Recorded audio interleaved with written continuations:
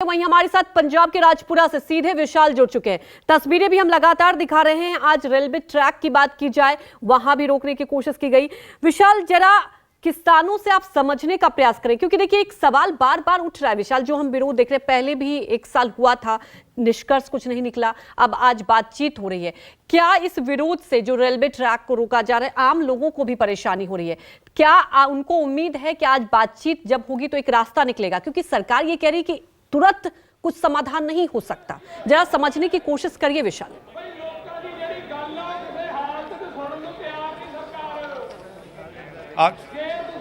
अभी किसानों के साथ हमारी बातचीत भी हुई थी, तो उनका कहना था कि बातचीत तो 2 साल पहले भी 10 से 12 बार के करीब केंद्र सरकार के जो मंत्री थे उनके बीच हुई थी, और आज तीसरे दौर की भी बातचीत है। लेकिन किसानों का कहना है कि उनको किसी भी तरह से कोई आशा नहीं है कि इससे हल निकलेगा। और यहाँ पे किसान बैठे हुए हैं, उनसे भी बातचीत कर लेते हैं कि वो क्या कहते हैं। ये बताइए कि आज जो 5 बजे बातचीत होनी है, तो 5 बजे बातचीत से लग रहा है कि जो हल है वो निकल आएगा? नहीं, हल कोई नहीं ਹੁੰਦਾ ਜੀ। ਬਸ ਇਹ ਨਾ ਲਾਲੀਪੋਪ ਨੇ, ਬਸ ਐਂ ਕਹੀ ਜਾਂਦੇ ਨੇ, ਲਮਕਾਉਂਦੇ ਨੇ ਕਿਸਾਨਾਂ ਨੂੰ ਜੀ। आप क्या कहोगे? ਅਸੀਂ ਤਾਂ ਕਹਿੰਦੇ ਆ ਵੀ ਜੇ ਅੱਜ ਮੀਟਿੰਗ ਆ ਜੀ, ਵੀ ਸਾਡੀਆਂ ਜਿਹੜੀਆਂ ਮੰਗਾਂ ਨੇ ਜੀ, ਉਹ ਸਾਨੂੰ ਸਾਡੇ ਜਿਹੜੀਆਂ ਮੰਗਾਂ ਨੇ, ਜਾਇਜ਼ ਮੰਗਾਂ ਸਾਨੂੰ ਦਿੱਤੀਆਂ ਜਾਣ ਜੀ। MSP ਤੇ ਗਰੰਟੀ ਕਾਨੂੰਨ ਬਣਾਇਆ ਜਾਵੇ, ਸਵਾਮੀਨਾਥਨ ਦੀ ਰਿਪੋਰਟ ਲਾਗੂ ਕੀਤੀ ਜਾਵੇ ਜੀ। ਲਖੀਮਪੁਰ ਖੀਰੀ ਵਾਲਾ ਜਿਹੜਾ ਜੀ, ਉਹਨਾਂ ਸਾਡਾ ਉਹ ਜਿਹੜਾ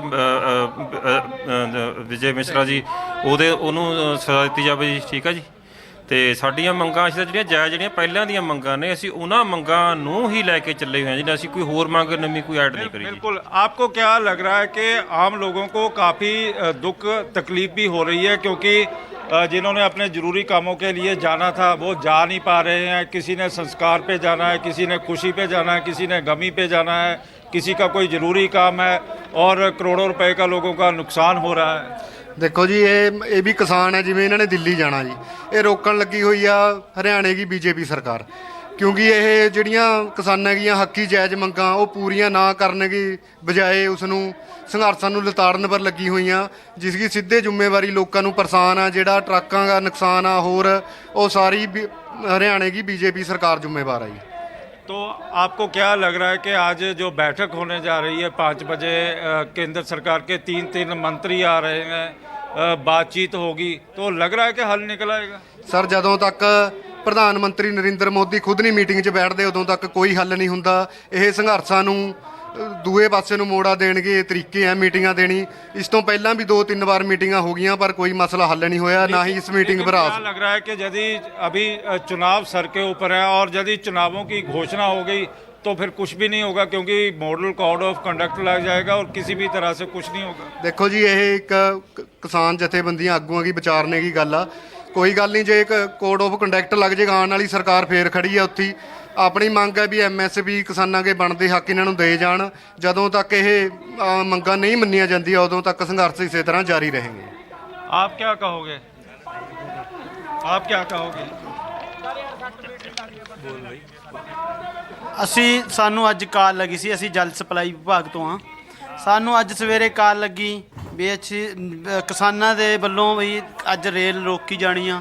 ਅਸੀਂ ਵੀ ਫਿਰ ਇਹਨਾਂ ਦੇ ਕਾਲ ਦੇ ਮੁਤਾਬਿਕ ਅਸੀਂ ਜਿਹਦੀ ਨਾਲ ਦੀ ਨਾਲ ਇਹਨਾਂ ਦਾ ਸਮਰਥਨ ਦੇਣ ਲਈ ਅਸੀਂ ਤਿਆਰ ਹੋ ਕੇ अपना जिन्ने भी साढ़े वर्कर ने वो उन्होंने समर्थन दे। लग रहा है कि हल हो जाएगा या नहीं हो जाएगा, क्योंकि चुनाव भी सर के ऊपर है, कोड ऑफ कंडक्ट लग गया तो बीच में ही रह जाएगा काम। 3 दिन हो गए जी इनको चलते हुए, पर अभी तक कोई मेरे को लग नहीं रहा है ये कुछ करेंगे। लोगों को परेशानी हो रही है, उसका कोई फर्क है? वो तो देखो सर, जो सेंटर सरकार है, पंजाब सरकार है, वो तो इनके ऊपर जाना चाहिए, क्योंकि हमारा तो कोई कसूर नहीं इनमें, ना किसानों का कसूर है। ये बैठ के कोई बातचीत अच्छी तरह करे तो कुछ हल निकल सकता है, नहीं तो ये कुछ हल मेरे को हिसाब से नहीं कर रहे कुछ।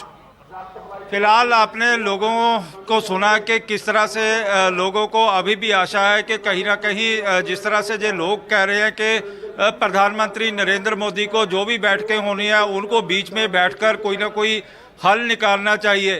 और जिस तरह से मंत्रियों और किसान नेताओं के बीच बैठकें हो रही हैं, उससे इनको बिल्कुल भी भरोसा नहीं है, क्योंकि इससे बिल्कुल पहले भी इनके विशाल, द्वारा कहा जितना जा मैं रहा था रिएक्शन कि देख रही 2 साल पहले हूँ भी 10 लगातार से आप लोग 12 पूछ बार रहे हैं, मंत्रियों इससे के साथ यही बैठ दिखाई के- दे रहा है विशाल कि भरोसा नहीं दिखाई दे रहा है, क्योंकि किसानों का ये कहना है कि पहले भी इंतजार किया, अब भरोसा नहीं हो रहा है, बातचीत कई दौर की हो चुकी